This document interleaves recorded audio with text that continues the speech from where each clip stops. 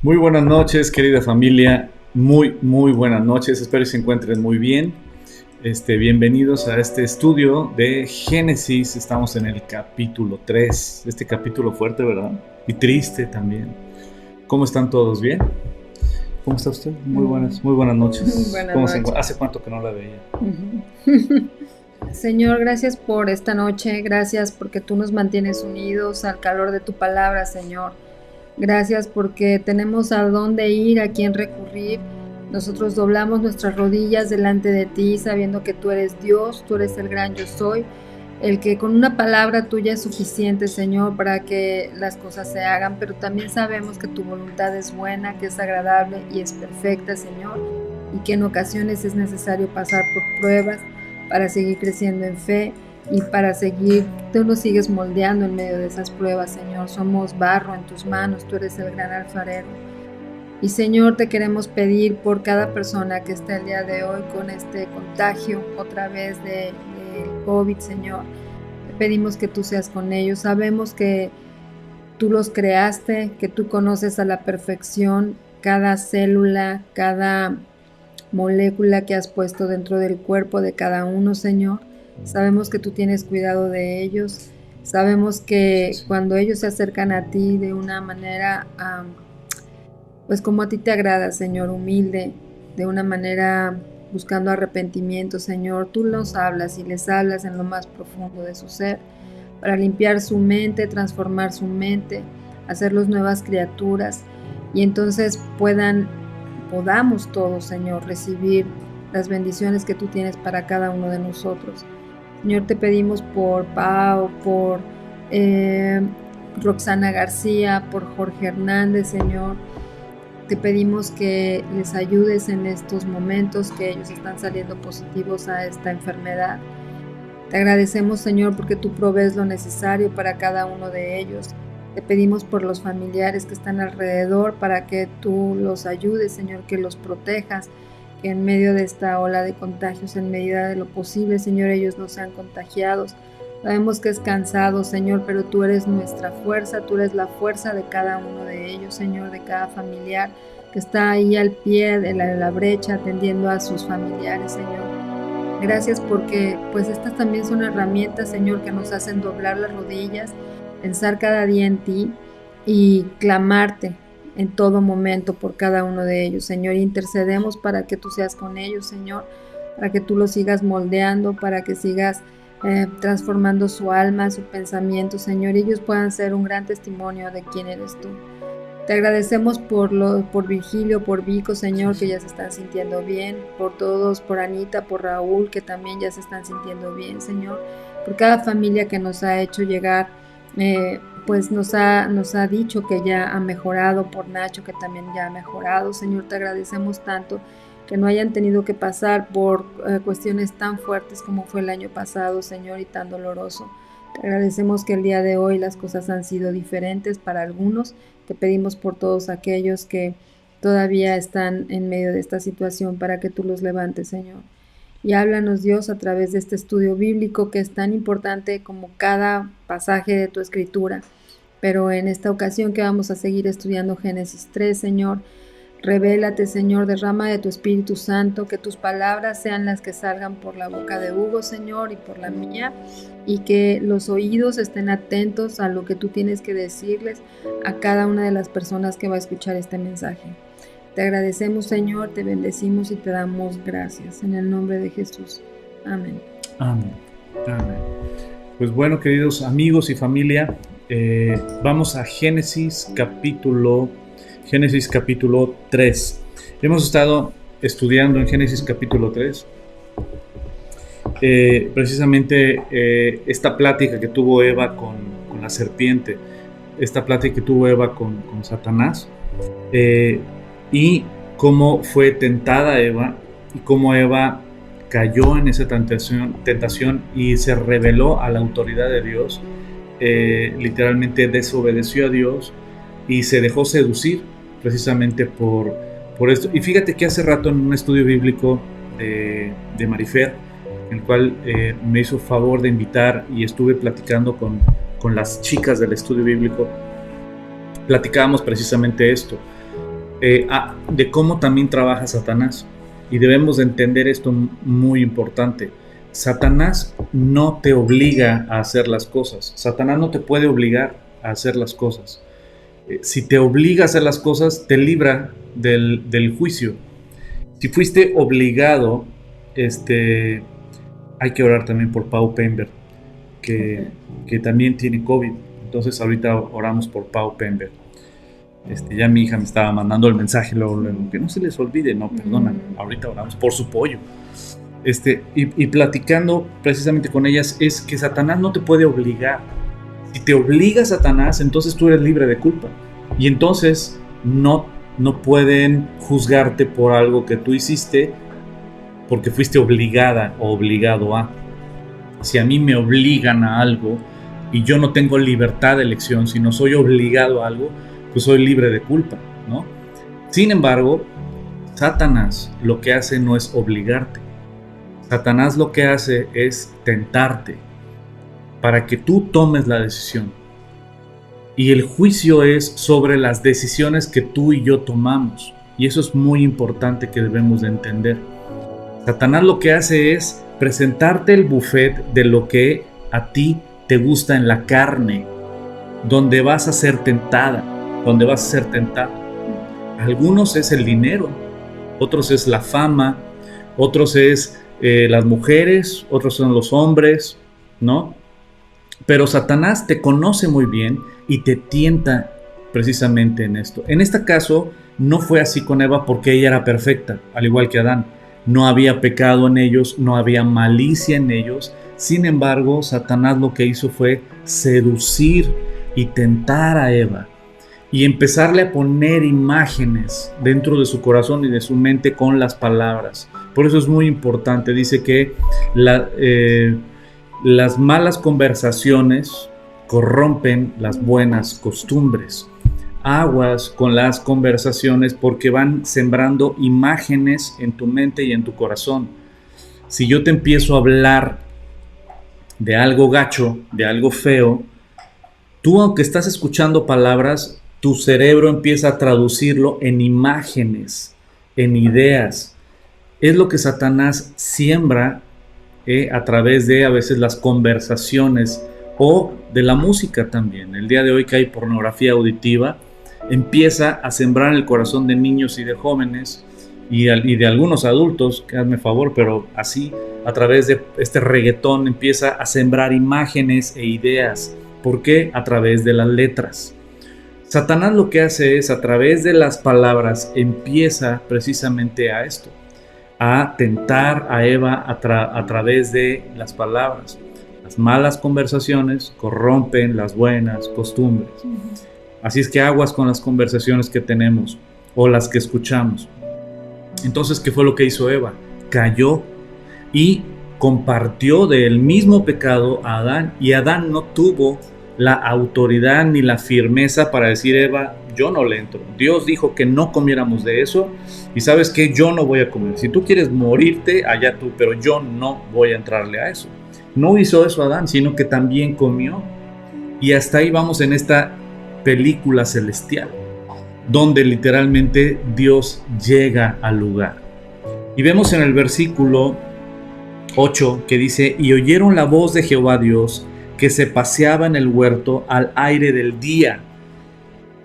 Y el hombre y su mujer se escondieron de la presencia de Jehová Dios entre los árboles del huerto. Ya lo vimos también la vez pasada. Número 1, ¿sabes qué? Dios llega de día, no llegó de noche. Llegó de día. Y algo que me recuerda esto de que Dios empezó a pasearse, se paseaba en el huerto al aire del día. Esto me recuerda 1 de Juan capítulo 1. Dios es luz y no hay ningunas tinieblas en él. El que dice andar con Dios debe de andar en luz, porque Él es luz. Y aquí llega de día. ¿Y qué es lo que hace precisamente Adán y Eva? Se esconden. ¿Qué es lo que pasa cuando tú y yo pecamos?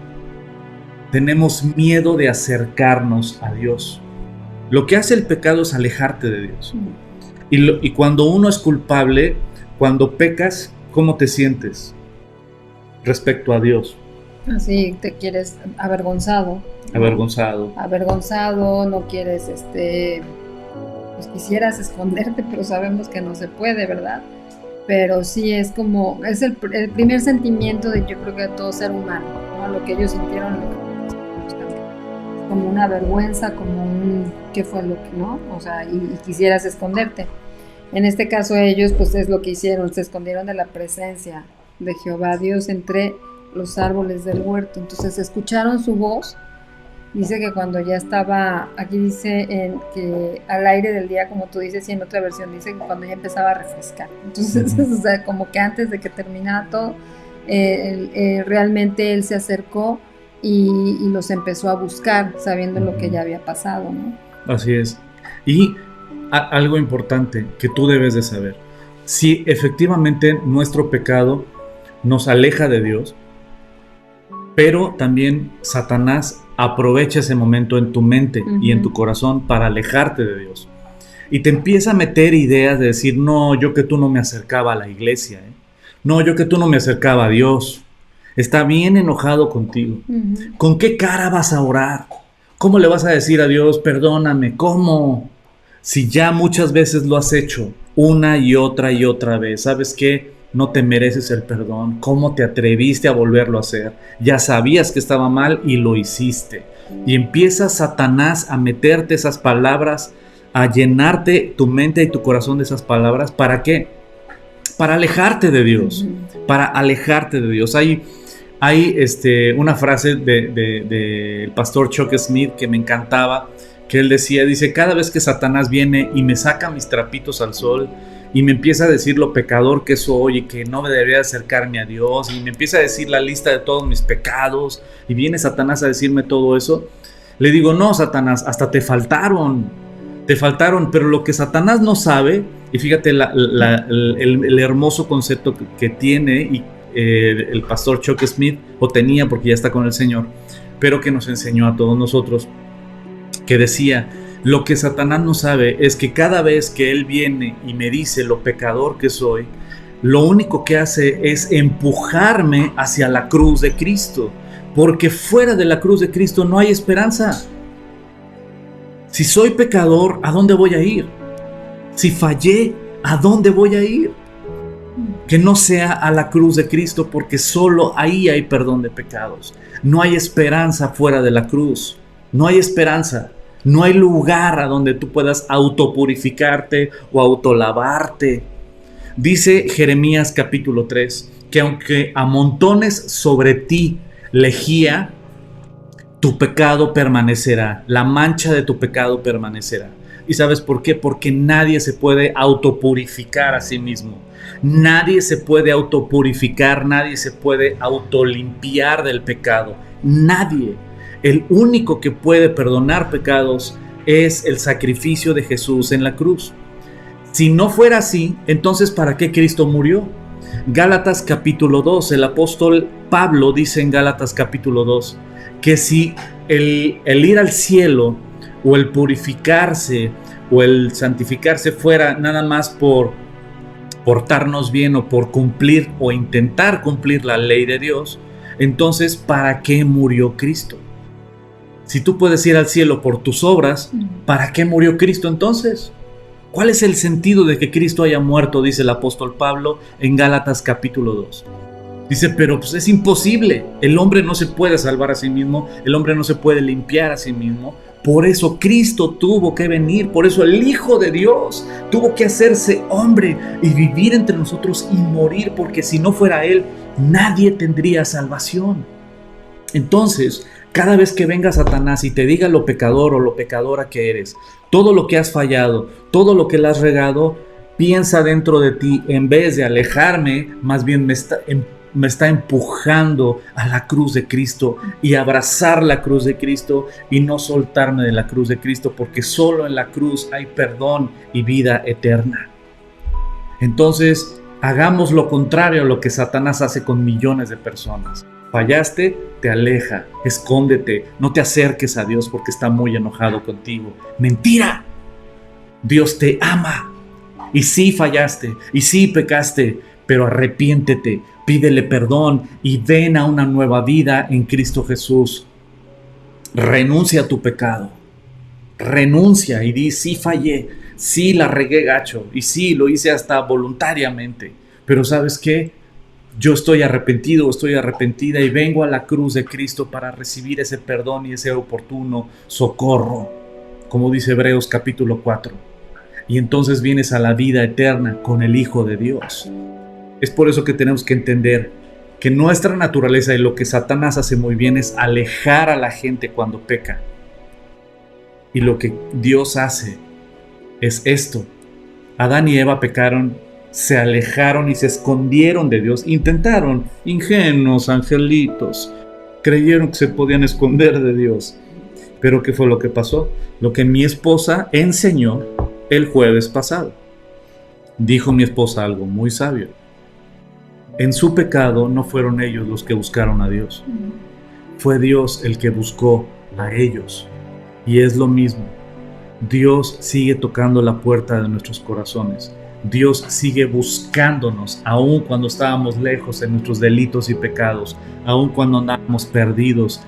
El buen pastor fue por la oveja perdida, como tú y como yo. No para que continuemos en el pecado, sino para arrancarnos de las garras del león, del lobo, y precisamente traernos a su redil de vuelta. Y eso es lo que pasa aquí.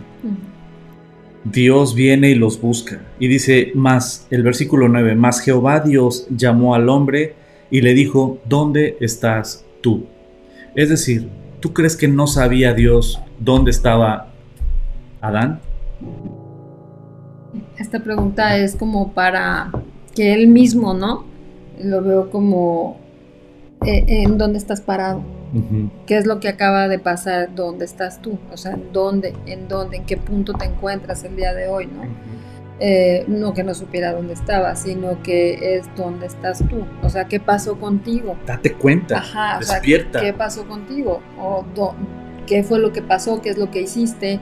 ¿En qué mundo o en qué situación te encuentras el día de hoy? No podría ser de cada uno de nosotros. Así es, ¿dónde estás tú? ¿Dónde estás tú en este momento?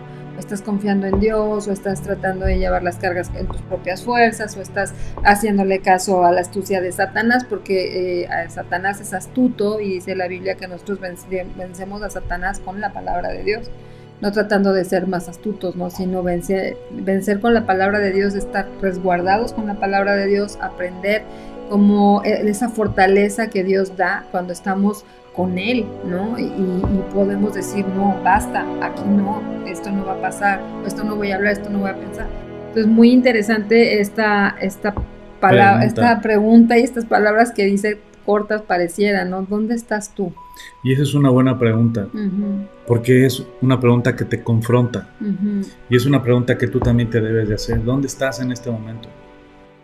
¿Dónde estás en este momento? ¿Dónde estás en tu relación con Dios? ¿Dónde estás en base a tus acciones y tus pensamientos? ¿Dónde estás? Date cuenta, y es lo que Dios hace precisamente con Adán. ¿Dónde estás, Adán? ¿Cómo fue que llegaste a ese punto? Dios ya lo sabía todo, pero quería precisamente que Adán se diera cuenta de ese lugar. ¿Dónde estás tú? Y él respondió, oí tu voz en el huerto y tuve miedo porque estaba desnudo y me escondí. Y fíjate, esto es algo muy importante. Quiero que subrayes aquí algo sumamente importante. Debemos de entender que estamos estudiando Génesis. Es Génesis el origen de absolutamente todo. ¿Quieres entender el origen de la familia? ¿Dónde empezó la familia? Génesis. ¿Dónde empezó el ser humano? Génesis. ¿Dónde empezó la mujer con sus rasgos, con sus características, con su naturaleza? Génesis. ¿Dónde empezó el hombre con sus rasgos, con sus características? Génesis. ¿Dónde empezó el matrimonio y los roles en el matrimonio y todo? Génesis. Estamos estudiando el origen de absolutamente todo, pero también estamos estudiando a partir de este capítulo la naturaleza caída del hombre. cómo el hombre se apartó de Dios y cómo el hombre se rebeló ante la autoridad de Dios, y por eso todas las consecuencias que vienen.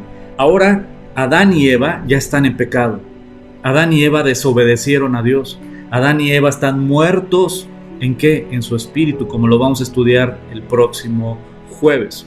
Porque Dios dijo: el día que comas de ese fruto vas a morir. La pregunta es: ¿qué murió? Si siguen hablando con Dios, ¿murieron o no? ¿Mintió Dios? No, claro que no mintió. Y sí murieron. Su cuerpo no. Pero entonces, próximo episodio, no se lo pierdan, queridos amigos. Y aquí el punto es, no sé, estoy hablando muchos puntos, pero ¿cuál era el que estaba diciendo? Dice, y él respondió: oí tu voz en el huerto y tuve miedo. Tuve miedo, esa es la palabra, gracias. Este es el origen del miedo. ¿Quieres saber cuál es el origen del miedo en la humanidad completa? ¿Por qué el ser humano tiene miedo? ¿Por qué el ser humano experimenta el miedo? Tú has experimentado el miedo, yo también. Todo ser humano ha experimentado el miedo. ¿Cuál es la raíz del miedo en el ser humano? Y aquí lo vemos claramente. La raíz del miedo en el ser humano es la ausencia de Dios en nuestras vidas. El que se rompió a la hora que Adán y Eva pecaron, se rompió la relación entre Adán y Eva con Dios. ¿Por qué? Por el pecado. Lo que hace el pecado en la vida del ser humano es romper la relación con Dios. Tú no puedes tener una relación con Dios cuando estás en tus pecados. No puedes. Por eso Cristo tuvo que venir a morir para rescatarnos y no que sigamos viviendo en el lodo, no para que continúes con tu amante, no para que continúes en mentiras, sino vino para rescatarnos y darnos una nueva vida en Él. No para que sigas en esos business y negocios o en esos fraudes. No para que continúes siendo esclavo o esclava de la pornografía. No para que continúes en chismes y en murmuraciones. Vino a rescatarnos para darnos vida nueva. Y precisamente cuando el pecado entra en el mundo, hay una muerte interna. Hay una separación interna, hay un vacío, un hueco que nada lo llena. Y el hombre trata de llenar su vida de alegría y de momentos de felicidad que son una aspirina para un cáncer, pero nos estamos muriendo por dentro. Y este es el momento donde empieza todo. Cuando el hombre peca y la mujer peca, el ser humano peca, se rompe la relación entre Dios y el ser humano. Y entonces el ser humano empieza a experimentar lo que nunca había experimentado. Y una de esas cosas es el miedo. La raíz del miedo es la separación de Dios. La raíz del miedo es la ausencia de una comunión y de una relación con Dios. Todo lo contrario a cuando tú le entregas tu vida a Cristo genuinamente. Cuando crees en Él como tu Señor y como tu Salvador. Cuando sabes que Cristo vino a rescatar tu vida. Te llena de su Espíritu Santo. ¿Y qué es lo que pasa? Tienes valor. ¿No te pasa? Que cuando estás caminando con Cristo y estás fortalecida en Cristo, pues ahora sí, échenme al toro. Suéltenlo, ¿no? Sí, no hay temor, no hay de ese temor, ¿no? Porque sabes en quién confías y sabes que el Señor está contigo todo el tiempo. Y no quiere decir que no vayas a tener situaciones difíciles, como siempre lo decimos, ¿no? Pero confías en que el Señor está contigo y Él te va a fortalecer en medio de esas situaciones. Entonces no hay un temor realmente, ¿no? Cuando todo va caminando bien, no hay un temor. Cuando estás, no cuando todo va caminando bien, sino más bien cuando estás en comunión con Dios. Bueno, a eso me refiero, o sea, cuando realmente tu relación con Dios está caminando bien. Está caminando con Dios, todo miedo se echa fuera. El miedo empieza cuando hay una ausencia de Dios en nuestras vidas. Tienes miedo a la violencia en las calles, tienes miedo a la economía, tienes miedo a la enfermedad, tienes miedo a la muerte, tienes miedo. Por eso la gente que no conoce a Dios anda tratando de agarrar amuletos para tratar de sentirse protegidos, y traen algunos, ¿cómo se llama? Pulseras, como en la santería, ¿no? Una persona que estaba en la santería traía sus pulseras de protección y sus collares y todo. Digo, bro, eso de nada te sirve. Bueno, no era bro, para empezar, no era bro. Pero decía, eso de nada te sirve. Me acuerdo cuando me tocó el caso de tener que romper varias cosas de una persona que estaba renunciando a la santería, y precisamente tenía su altar, tenía sus colijes, tenía sus collares, todo eso, ¿no? Y le dije, todo ponlo en una caja, hijo. Y era en la noche, cuando vino a tocarme, que eran como las 11 y cacho de la noche, y cuando fuimos a tirar todo, hasta parecía de película, ¿no? Era las 12 de la noche y cacho. Y fuimos a un baldío, porque lo iba a incendiar todo. Entonces parecía como si fuera un ritual así, en la noche, en la madrugada. Entonces yo empecé a romper los collares, empecé a romper las cadenitas, las pulseras. Un mono horrible, todo pegajoso, que tenía un chorro de cosas dentro asquerosas. Empecé a romper absolutamente todo, y el cuate estaba todo sacado de onda, así como que no sabes lo que te va a venir. Le digo, no hombre, que los que tienen miedo son los demonios. Ponte a leer la Biblia, bro. Lo que te hace falta es Cristo. ¿Y sabes por qué? Porque literalmente, cuando estás con Cristo, échenme al toro. Los que deben tener miedo son los demonios, no nosotros. ¿Y qué fue lo que pasó? Que literalmente empecé a romper todo, y el otro estaba sacado de onda. Y ya me puse a cantar, me puse a orar, y no pasó nada. Y sabes que se rompió y todo, y eran pedazos nada más de barro, colguijes, pulseras, que mucha gente que cree, que más bien que no conoce a Dios, anda trayendo que la estampita, que las pulseras, que los amuletos, que esto y lo otro, que la roca, que esto y lo otro, como para protegerte, como para limpiarte, como para... Tienes que conocer al creador del universo. Y si el creador del universo está contigo, ¿quién contra ti? Si conoces el amor del Hijo de Dios, no tienes miedo. Primera de Juan, capítulo 4, nos enseña que el perfecto amor de Dios, que conocer el perfecto amor de Dios, echa fuera el temor. En tanto el que teme no ha sido perfeccionado, no ha sido completo en el amor, no ha conocido el amor. Cuando conoces el amor de Cristo, entonces, ¿sabes qué? Échenme al toro. Dios y yo somos mayoría, y tienes paz. La raíz del miedo es la ausencia de Dios en nuestras vidas. ¿Te acuerdas cuando también cuando le compartimos a estos asaltantes afuera del Oxxo, y era de noche? ¿Por qué temerle miedo a los asaltantes? Hasta le dije, oye, pásame la comida y pásame esto y lo otro, y llegué con ellos. Les dije, ¿ya cenaron? Se quedaron así sacadísimos de onda. No, pues no, le digo, ¿me permites regalarles algo de cenar? Y a ver, ¿y tienen chavitos? No, pues que sí. A ver, pues traíamos algo de ropa, pues a ver, tengan la ropa, etcétera. Y ya cuando les repartí a estos asaltantes la comida, ya iban a comer. Le digo, no, espérense, vamos a orar. Ah, sí, güey. Mira, bueno, sí, ¿no? Ay, mira qué buen peinado, Pero digo para que sea más creíble. Ve qué buen peinado me cae. Asústame. No, mejor así para que no asuste a nadie. Entonces se quitan la gorra y así, y nos pusimos a orar. ¿Qué hora era? Como la 1 de la mañana, más o menos. No me acuerdo bien, sí era muy tarde. Era muy tarde. Pero literalmente, ¿sabes qué? No es que yo sea bien machín y que sea bien macho y que yo, pues, échenme. No, ¿sabes qué? Pues no, para nada. Yo con una cachetada lloro. Pero te digo algo, cuando Cristo está en ti, cuando Cristo te manda a hacer las cosas, cuando Cristo te da la guianza, tienes esa fortaleza y esa tranquilidad de ir y compartir, de ir y hacer lo que Dios te manda hacer, porque el Señor está contigo. Aquí lo más importante es, el Señor está contigo en verdad. Tú estás con Él. Y eso es la gran diferencia. La gran diferencia. Aquí experimentaron el miedo, ¿y sabes por qué? Porque se había roto la relación con Dios. Si algo quiero que aprendas esta noche, ¿cuál es la raíz del miedo? La ausencia de Dios en la vida del ser humano. Es por eso los coliges, es por eso los rituales, es por eso tantas cosas, porque no conocen a Dios. Pero cuando conoces a Dios, su amor en su Hijo Jesucristo, entiendes lo que pasó en la cruz y ves la cruz majestuosa y ves al Creador tan cerca, como dice la palabra.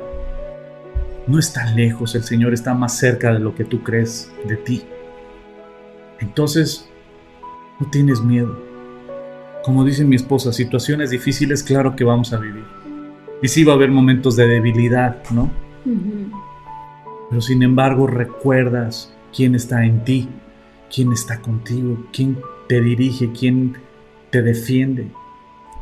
Y también recordar esto, ¿no? Cuando hay momentos de miedo, ¿no? Traer a tu memoria esto de predicarte la verdad a ti mismo, ¿no? De recordar que es su perfecto amor echa fuera el temor, donde el que teme no ha sido perfeccionado en el amor de Dios. Entonces, cuando una situación tal vez da miedo, necesitamos ir a la palabra de Dios y ir y mostrar y hablar con el Señor, ¿no? A través, orar y dejar que su perfecto amor nos llene, nos limpie, de tal manera que ese miedo pues se va. Y entonces podemos tener la seguridad de que pues si Él está con nosotros, que contra nosotros, ¿no? Pero es esto del, por eso dice, ¿dónde estás tú, no? Y si el día de hoy tienes miedo, tienes angustia, tienes, pues sobre todo, si lo que te mueve es el temor de la incertidumbre, de todo es dónde estamos, ¿no? Y pensar y analizar qué es lo que el Señor nos está llamando a hacer. Así es que, chicos, cada vez que sientas miedo, como dice bien mi esposa, predícate a ti mismo. Recuerda estas palabras.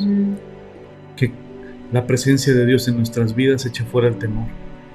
Ejemplos bíblicos, todos los que quieras. Vemos a un Moisés enfrentándose a un faraón. Vemos a un David enfrentándose a un Goliat. Vemos a un Gedeón enfrentándose a un ejército 10 veces más grande que ellos. Vemos a unos apóstoles, unos pescadores incultos, dándole una cátedra a los maestros de la ley, a los sacerdotes. Vemos a un apóstol Pablo renunciando a su estatus, a sus derechos y dispuesto a predicar a Jesucristo a pesar de que lo iban a matar. Vemos en la vida de los apóstoles, en el libro de los Hechos, que narra precisamente los hechos de los apóstoles, narra cómo empieza la iglesia de Jesucristo. Si quieres saber cómo empezó la iglesia de Jesucristo, la verdadera iglesia de Jesucristo, está en tu Biblia en el libro de los Hechos. Y agarra el libro de los Hechos de los apóstoles y empieza a leerlo y te vas a dar cuenta cómo empezó la verdadera iglesia que Cristo fundó. Y te vas a ir para atrás. Y vas a ver precisamente esos apóstoles que no tenían miedo a predicar el Evangelio, que no tenían miedo a entregar sus vidas por el Evangelio de Jesucristo. Y es muy inspirador. Continuamos, vamos al versículo... Bueno, dice, ¿dónde estás tú? Respondió, oí tu voz en el huerto, el 10, y tuve miedo porque estaba desnudo y me escondí. Ajá, y el versículo 11... Y Dios, ¿lo puedo leer, amor? Y Dios le dijo, ¿quién te enseñó que estabas desnudo? ¿Has comido del árbol del que yo te mandé no comieses? Y esta pregunta es muy interesante y es muy importante entenderla.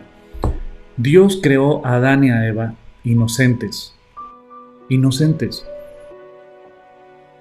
Pero aquí ya vemos que el pecado hizo que perdieran la inocencia. Es lo que se perdió en el pecado, la inocencia. Y se avergonzaron porque estaban desnudos. Y yo no sé si fue aquí o fue en alguno de los estudios que platicábamos sobre este punto, de cómo pudiera ser un ejemplo de todo esto. Y les decía, como una niña y un niño de 2 años.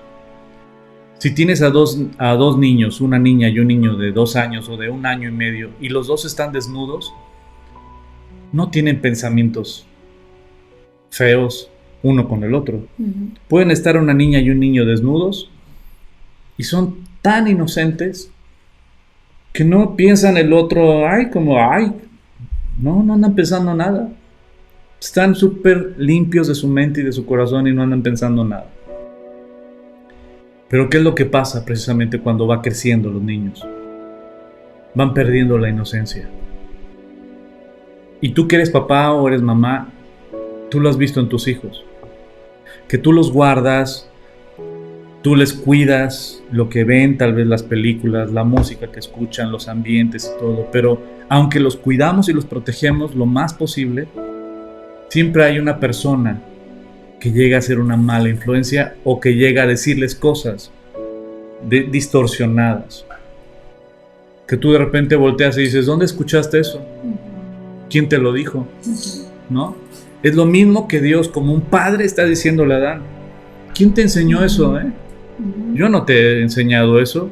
Yo no te dije eso. Como mamá lo has vivido, seguramente como papá lo has vivido, ¿no? Es que... ¿Con quién te estás juntando? ¿Con quién te estás juntando, no? ¿Dónde escuchaste eso? Porque de mí nunca has escuchado eso. Y te das cuenta de que perdieron la inocencia en algo tan importante. Y eso es lo que pasó aquí.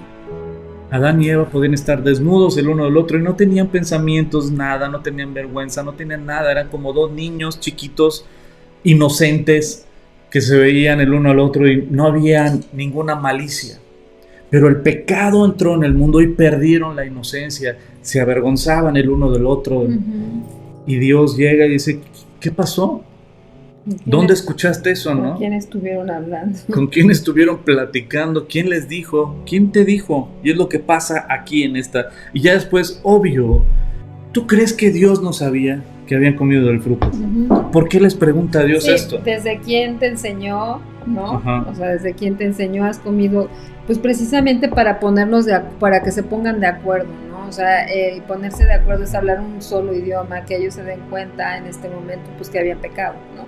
Y que habían desobedecido. Él ya sabía que habían desobedecido, pero es esperando como confiesa, ¿no? Y fíjate, mi esposita ahorita lo dijo. ¿Qué significa la palabra confesión? Confesarse. Tú puedes tener un contexto de qué significa confesarse o confesión, pero cuando te vas a la palabra original en el griego, la palabra confesar tu pecado significa hablar una misma cosa con Dios. ¿A qué se refiere la Biblia cuando dice confesaos vuestros pecados? Se refiere a que hables una misma cosa con Dios. Tradúcemelo al español, que a lo que Dios le llama pecado, tú también le llames pecado. Si Dios le llama fornicación, el tener relaciones sexuales sin estar casado, tú no le llames, es que no es fornicación, es amor.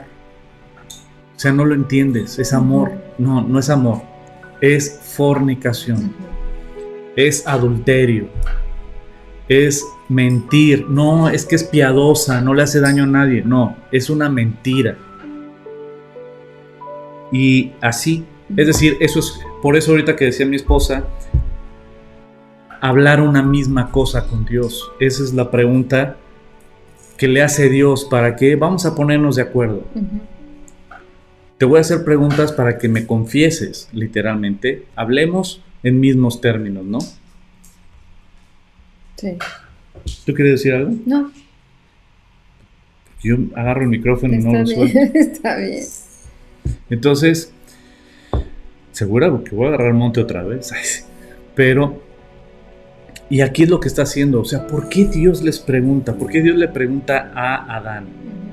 Y fíjate algo muy interesante. Y sigue siendo lo mismo el día de hoy. O sea, el día de hoy sigue siendo exactamente igual como todo lo que dices, ¿no? O sea, sigue como que cuando decimos nos confronta la palabra de Dios, es eso, nos pone así como, ok, ya estoy entendiendo lo que está pasando, lo que estoy haciendo, tengo que confesar al Señor, ¿no?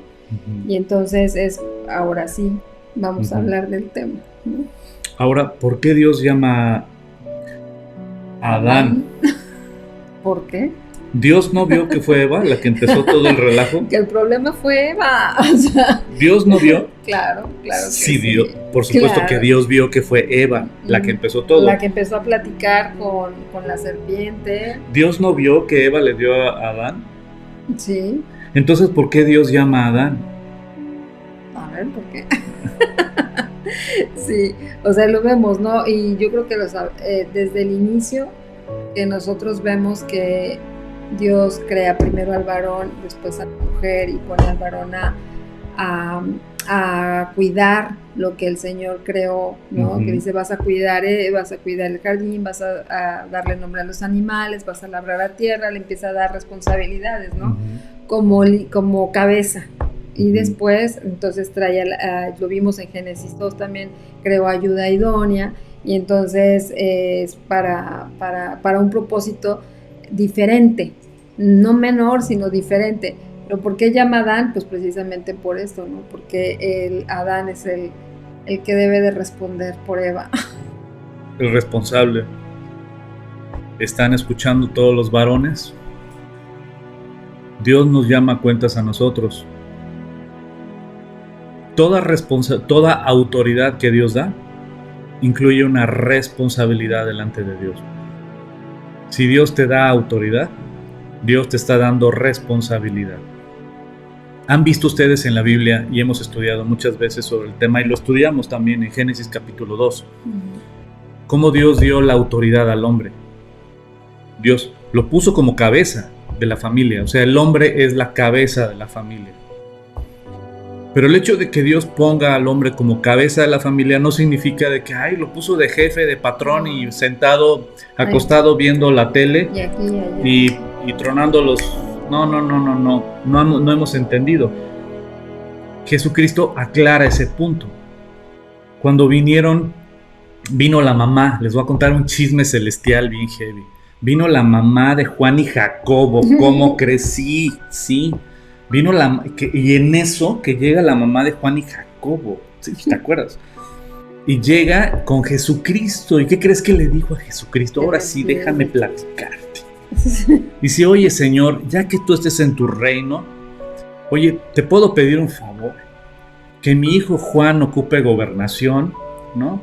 Y que mi hijo Jacobo, pues ahí nada más dale Hacienda, ¿no? La Secretaría de Hacienda. Uno que esté sentado a tu izquierda y otro que esté sentado a tu derecha. Cuando estés tú en tu reinado, ¿no? Cuando escucharon eso, el resto de los apóstoles se pusieron como echando espuma, ¿no? Así de que ya pidiendo hueso celestial. ¿Y qué fue lo que pasó? Que Jesucristo voltea y les dijo, no han entendido de qué espíritu sois, no han entendido del reino y literalmente del orden, de la autoridad de Dios, con Dios más bien. Dice, entre el mundo, entre la gente, los gobernantes se enseñorean de los gobernados, ¿no? Les piden impuestos y todo eso.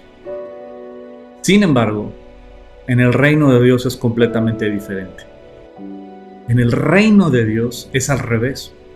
El que quiere ser el mayor tiene que ser el siervo de todos. El que quiera ser el mayor en autoridad tiene que ser el servidor de todos. Entonces el organigrama está de cabeza conforme al organigrama de Dios. Por lo tanto, cuando Dios en su palabra dice el hombre va a ser la cabeza, ¿qué es lo que Dios tiene en su corazón y en su mente? El hombre va a ser el servidor de su familia. El hombre va a ser el que sirve a su esposa, el que sirve a sus hijos. Y mi hija me está viendo, entonces me va a decir, papá, ¿me traes de cenar al cuarto? Ay, sí. Nada más estoy esperando tu mensaje, ¿eh? Literalmente la idea que Dios tiene es esta. Ahora, si tú lees Filipenses capítulo 2, Filipenses capítulo 2 lo explica en el lugar de Cristo. Cristo es nuestro ejemplo. Cristo muestra, Él es el Señor, Él es la autoridad. Dios dio toda la autoridad al Hijo, para que todos honren al Hijo como honran al Padre. El que no honra al Hijo, no honra al Padre que le envió, dice la palabra de Dios en Juan capítulo 3, si no me equivoco. En Juan capítulo 3 habla de esto, que Dios el Padre le dio toda la autoridad a su Hijo, para que todos honren al Hijo como honran al Padre. Y siendo Él la máxima autoridad, Cristo, Él vino no a ser servido, sino vino a servir. Y esto lo vemos ahí en Filipenses capítulo 2. Ahorita lo lees, que está padrísimo. ¿Lo puedes buscar, amor? Filipenses capítulo 2, está increíble. Jesucristo, ¿se acuerdan cuando celebró la Pascua con sus discípulos?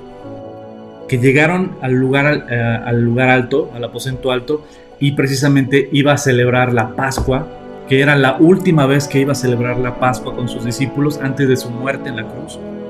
La misma noche que fue a Getsemaní. Pues bueno, cuando celebró la Pascua con sus discípulos, su última Pascua, que popularmente se le conoce como la última cena, pero era la Pascua que estaba celebrando con sus discípulos, él sacó una tinaja con agua y le empezó a lavar los pies a cada uno de sus discípulos. Y mira que como no estaban las calles pavimentadas en ese entonces, pues sus guarachitos y sus pies pues no estaban muy limpios, que digamos.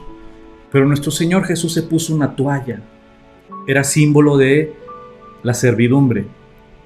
Y nuestro Señor Jesús se ciñó una toalla y le empezó a lavar los pies a sus discípulos. Y después les dijo algo, les dijo: ustedes me llaman Señor, y lo soy.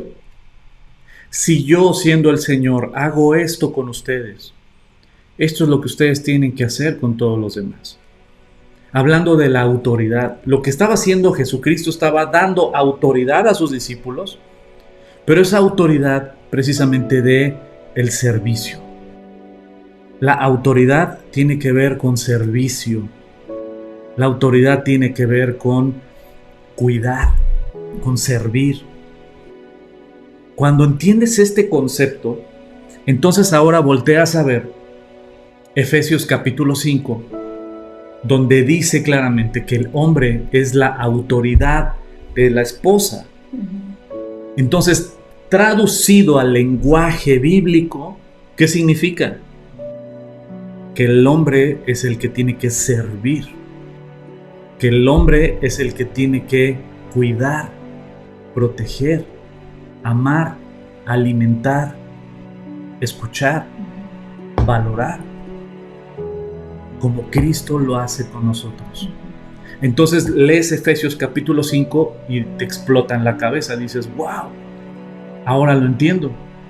Desde el versículo 21 que dice ambos, dice: los dos debemos sujetarnos a Dios como el uno al otro. Y ya después dice: las casadas estén sujetas a sus maridos, hablando de respétenlos como autoridad, como responsables. O sea, mujer, sujétate a tu marido. No seas rebelde ante Dios, sino seas rebelde ante la autoridad que Dios te ha puesto. Y eso es más fácil de comprender, ¿no? O sea, aunque ya es otro tema, pero cuando entendemos cómo Dios da la autoridad al varón. Por eso es tan importante estudiar Génesis, porque entonces ya cuando vamos avanzando y se nos pide, pues dices, no, o sea, pues de esa manera, pues claro que sí, ¿verdad? O sea, ¿por qué? Porque hay una responsabilidad puesta por Dios para el varón, y de ahí que el Señor lo manda a llamar Adán.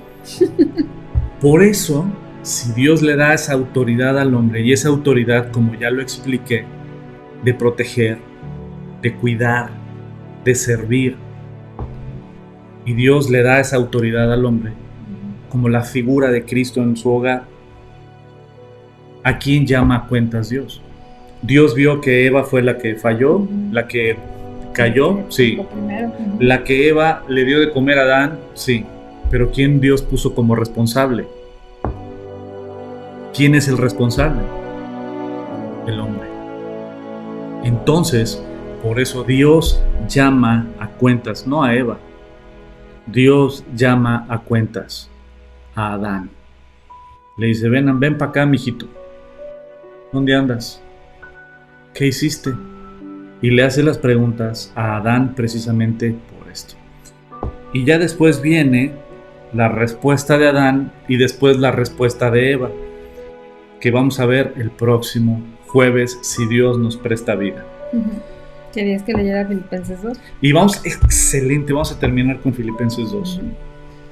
Filipenses 2, Está impresionante. Voy a leer a partir del 3. Dice: nada hagáis por contienda o por vanagloria, antes bien con humildad, estimando cada uno a los demás como superiores a él mismo, no mirando cada uno por lo suyo propio, sino cada cual también por lo de los otros. Haya pues en vosotros este sentir que hubo también en Cristo Jesús, el cual, siendo en forma de Dios, no estimó el ser igual a Dios como cosa a que aferrarse, sino que se despojó a sí mismo, tomando forma de siervo, hecho semejante a los hombres, y estando en la condición de hombre, se humilló a sí mismo, haciéndose obediente hasta la muerte y muerte de cruz. Por lo cual Dios también le exaltó hasta lo sumo, y le dio un nombre que es sobre todo nombre, para que en el nombre de Jesús se doble toda rodilla de los que están en los cielos y en la tierra y debajo de la tierra, y toda lengua confiese que Jesucristo es el Señor, para gloria de Dios Padre. Padre, ayúdanos a entender este pasaje, Señor, tan importante. Ayúdanos, Señor, a ser humildes, tanto hombres como mujeres, estar sujetos a ti, Señor, en autoridad. Obedecer tus mandamientos, Señor. Honrarte con nuestras vidas. Y que nuestras vidas valgan la pena para ti, Señor. Gobierna nuestra mente, gobierna nuestros pensamientos, gobierna nuestro corazón, gobierna nuestras acciones, gobierna nuestras reacciones. Sé tú, Señor, gobernando nuestras vidas, Señor. Ayúdanos a que nuestras vidas traigan gloria a tu nombre, Señor. Que puedan ver en nosotros humildad, mansedumbre, como siervos y como hijos tuyos.